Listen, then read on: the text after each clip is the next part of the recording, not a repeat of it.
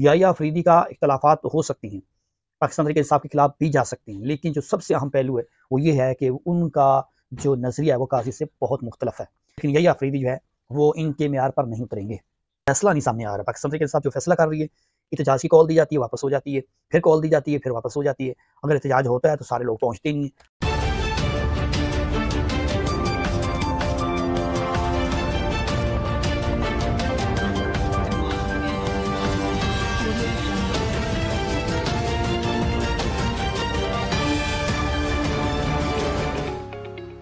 ताज़ा तरीन और अहम खबरों के साथ मैं हूँ सुहेल अब्बास बलोच। और बिल आखिर चीफ जस्टिस ऑफ पाकिस्तान का इंतखाब हो गया। या अफरीदी की तैनाती का चीफ जस्टिस ऑफ पाकिस्तान के लिए सदर पाकिस्तान में भी दस्तखत कर दिए हैं। और अब पाकिस्तान के जो चीफ जस्टिस ऑफ पाकिस्तान होंगे वो या अफरीदी होंगे। लेकिन या अफरीदी के साथ साथ पाकिस्तान तहरीक इंसाफ में इख्तलाफात की जंग जो है वो छिड़ चुकी है और अनकरीब या अफरीदी के खिलाफ भी प्रेस कॉन्फ्रेंस आने वाली है। या अफरीदी मुस्लिम लीग नून, पीपल्स पार्टी और MQM के पसंदीदा चीफ जस्टिस ऑफ पाकिस्तान हैं। इस पर बात करेंगे, लेकिन अभी तक आपने चैनल को सब्सक्राइब नहीं किया, चैनल को सब्सक्राइब करें, वीडियो को शेयर करें, बेल आइकन का बटन प्रेस करें ताकि आइंदा आने वाली वीडियो आप तक पहुंचती रहे। और इसके साथ साथ 1 मिलियन का टारगेट हमें पूरा करना है, वो आपके तावन से पूरा होगा। वीडियो देखने का शुक्रिया। चलते हैं जी।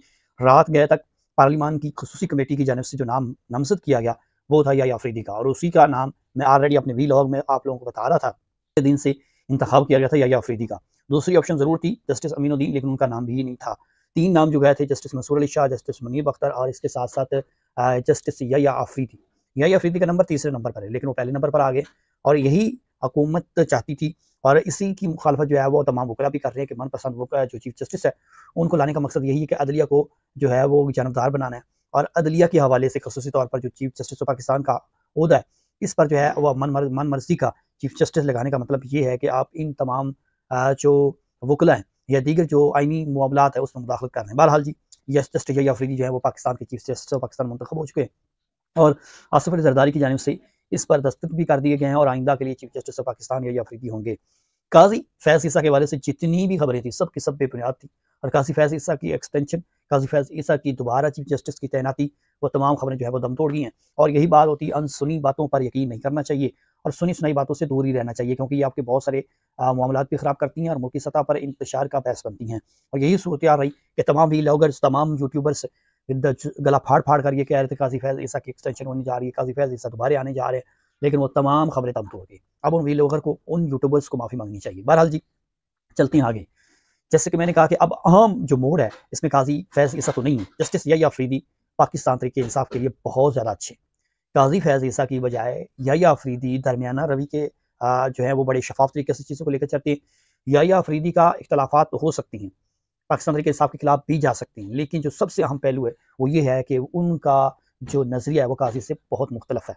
काजी फैज़ ईसा की तरह वो सर झुकाए फैसलों को तस्लीम नहीं करेंगे और हो सकता है या अफरीदी के फैसलों के बाद हुकूमत के लिए बहुत सारे चैलेंज सामने आ जाए। ये जो हल्के खुलने का सिलसिला था वो अब बंद हो गया है और जो हल्कों में पीपल्स पार्टी या नून लीग को नवाजा जा रहा था वो सिलसिला भी बंद हो जा रहा है। अब मुस्लिम लीग नून, पीपल्स पार्टी और MQM ने ये अपनी पसंद का बंदा तो लाया है, लेकिन या अफरीदी जो है वो इनके मेयार पर नहीं उतरेंगे। इसकी छानबीन की, ये जनूबी पंजाब से हैं और इनकी छानबीन करने के बाद चीज़ों का जो मुझे मालूम हुआ है उसमें यही है कि मेरिट पर फैसले ज़रूर देंगे, लेकिन इसके साथ साथ जहाँ तक हुकूमत जो चाह रही है कि उनके सामने सर झुकाए फैसलों को तस्लीम किया जाए, ये मुश्किल हो सकता है। लेकिन आइनी बेंच बनने के बाद मामला और ख़राब हो जाएंगे। चीफ जस्टिस या अफरीदी भी आइनी बेंच के मुखालिफ हैं, आइनी बेंच के हक में नहीं है। सुप्रीम कोर्ट ऑफ पाकिस्तान के होते हुए आइनी बेंच बनना, ये तमाम चीफ जस्टिस एक पेज पर हैं। जस्टिस मंसूर अली शाह समेत दीगर जो जजेस हैं वो भी, और या अफरीदी भी, वो ये चाहती हैं कि आइनी बेंच नहीं होना चाहिए। चीफ जस्टिस ऑफ पाकिस्तान का तकर्रर ज़रूर आप आइनी तरीके से कर सकते हैं, लेकिन जो आइनी बेंच है और इसमें दीगर जो पार्लिमान को दी जा रही हैं तमाम तर इख्तियारात, ये नाजायज़ है। इस पर वकला ऑलरेडी जो है वो एहतजाज करने जा रहे हैं। लेकिन या अफरीदी के हवाले से जो पाकिस्तान तहरीक इंसाफ है उनकी प्रेस कॉन्फ्रेंस जो है वो मुतवक्किल है, अनकरीब वो प्रेस कॉन्फ्रेंस कर सकते हैं। लेकिन इससे पहले पाकिस्तान तहरीक इंसाफ के अपने इख्तलाफात जो है वो बढ़ चुके हैं बहुत ज़्यादा। इमरान खान है नहीं, वो अडयाला जेल में है, लेकिन इमरान खान के अडयाला जेल में होते हुए पाकिस्तान तहरीक इंसाफ से कोई भी फैसला जो है वो हो नहीं रहा। जितने फैसले हो रहे हैं उनमें इख्तलाफात शिद्दत अख्तियार करते जा रहे हैं। बहुत सारे इख्तलाफात ऐसे हैं कि जिनके अंदर पाकिस्तान तहरीक इंसाफ के अंदर ही अपनी इक़्तिदार की जंग छिड़ चुकी है। और शायद फैसल बावड़ा जो कह रहे थे कि फॉरवर्ड ब्लॉक है, ये सारी जमातों में होता है, लेकिन पाकिस्तान तहरीक इंसाफ में इन हालात में फॉरवर्ड ब्लॉक का होना, इन हालात में इख्तलाफात का होना, ये पाकिस्तान तहरीक इंसाफ के लिए शदीद नुकसानदेह। और यही सूरत हाल है जी। मिस्टर गौहर अली चेयरमैन पाकिस्तान तहरीक इंसाफ है, अली जफ़र जो हैं वो दोनों की ये ख्वाहिश थी कि इस कमेटी में हमें जाना चाहिए और जाकर अपना वोट करना चाहिए था या अफरीदी की मुखालफत करनी चाहिए थी, मंसूर अली शाह के हक में वोट देना चाहिए था। लेकिन शेख वकास अकरम जनरल सेक्रेटरी ताज़ा बने हैं, ताज़ा सेक्रेटरी जनरल बनने के बाद वैसे भी जोश खिताबत और जो खिताबत में बहुत सारी चीज़ें गलत हो जाती हैं। उन्होंने कहा जी मेरी इजाज़त के बगैर आप लोगों ने नाम क्यों दिए, मैं जनरल सेक्रेटरी हूँ और मेरे जनरल सेक्रेटरी होते हुए आपको नाम नहीं देने चाहिए थे। ये इख्तिलाफात की जंग शुरू हो रही है। सियासी कमेटी का फैसला और कोर कमेटी का फैसला दोनों आपस में झगड़ रहे हैं।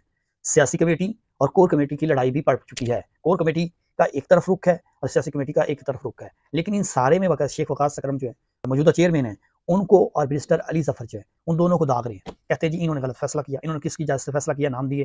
पहली बात तो इनको नाम देनी नहीं चाहिए थी, मेरी इजाजत लेनी चाहिए। फिर वो कहते हैं जी अगर आपने एहतजाज करना था बजाय 10 लोग या 12 लोग जाते और उनके साथ हाथ मिलाते और आप पोजीशन का जो एहतजाज है वो रिकॉर्ड नहीं हो सका, या तो सारे लोग जाते एहतजाज करते। अगर सारे लोग नहीं गए हैं तो कम से कम जो वॉक आउट था उसको यकीनी बनाते, कोई भी कौमी असम्बली में न जाता। ये शेख वकास अकरम कह रहे हैं। लेकिन मिस्टर गौहर अली और अली जफर का बयान जो है वो अलग है। लेकिन इस पर मजीद भी इख्तलाफात छिड़ रहे हैं और पाकिस्तान तहरीक इंसाफ के लिए बहुत नुकसानदेह हैं, क्योंकि इस तरह के इख्तलाफात होना, पाकिस्तान तहरीक इंसाफ के बानी इमरान खान ऑलरेडी जेल में है, उनके जेल में होते हुए इस तरह के इख्तलाफात पाकिस्तान तहरीक इंसाफ की साथ को बहुत ज़्यादा नुकसान पहुंचा रहे हैं। पाकिस्तान तहरीक इंसाफ के लोग जो हैं वो इख्तलाफात जरूर कर रहे हैं, लेकिन इमरान खान अगर बाहर आ जाते हैं तो इख्तलाफात खत्म हो जाएंगे। अब सवाल यही होता है कि जब ये आपस में उलझ रहे हैं, उलझ पड़े हैं, जंग कर रहे हैं, लड़ाई कर रहे हैं, तो इनकी लड़ाई के होते हुए इमरान खान को कैसे इंसाफ मिलेगा, या इमरान खान के हक में जो तहरीक चलानी है वो तहरीक कैसे चला पाएंगे। अब बहरहाल जी शेख वकास अकरम और बैरिस्टर अली जफर पर जो है वो बरस पड़े हैं, और न सिर्फ बैरिस्टर अली जफर बल्कि बैरिस्टर गौहर अली जो है उन पर भी बरस पड़े। शेख वकास अकरम जनरल सेक्रेटरी बने, करीबी बने, कोई ज़्यादा देर नहीं इनको, और जनरल सेक्रेटरी का ओहदा संभालते ही इनकी जानब से जो है वो काफ़ी ज़्यादा बयान आ रहे हैं। ओहदा ऊपर अपने पर कायम है, वो कहते हैं जी मेरी इजाज़त के बगैर ये कमेटी का फैसला नहीं होना चाहिए था।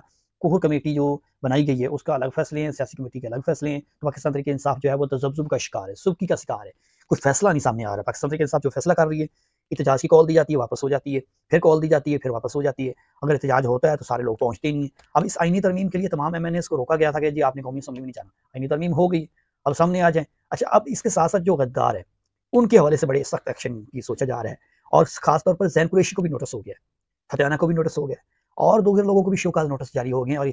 और जैन कुरैशी जो शाह महमूद कुरैशी के साहबजादे, उनका वीडियो बयान भी आया था, लेकिन पाकिस्तान तहरीक इंसाफ को उन पर अभी भी यकीन नहीं है। और मौजूदा जो क़यादत है वो ये चाह रही है कि इसको शोकाज नोटिस जारी किया जाए और इनके खिलाफ सख्त एक्शन किया जाए, जबकि जैन कुरैशी की अहलिया ऑलरेडी जो है वो लापता थी और वो कुछ देर के बाद जो है वो वापस आ गई हैं, और उनके घर आने के बाद उनके घर वालों की जो है वो खुशी से निहाल हैं। लेकिन बात वहीं आ जाती है जब खवातीन को लापता कर दिया जाए और उनको घरों से या उनकी फैमिली से दूर कर दिया जाए, तो फिर एहसास तो सभी को होता है कि उनकी जो बेगम है, जो उनकी अहलिया है ज़ैन कुरैशी की, वो लापता होने के बाद ज़ैन कुरैशी भी लापता हो जाती हैं। ज़ैन कुरैशी का भी कोई राब्ता नहीं होता, और ज़ैन कुरैशी को फिर जो है वो शोकाज़ नोटिस जारी हो रहे हैं, और शोकाज़ नोटिस में उनसे जवाब मांगा जा रहा है, भाई आप बताएं आपने गद्दारी क्यों की।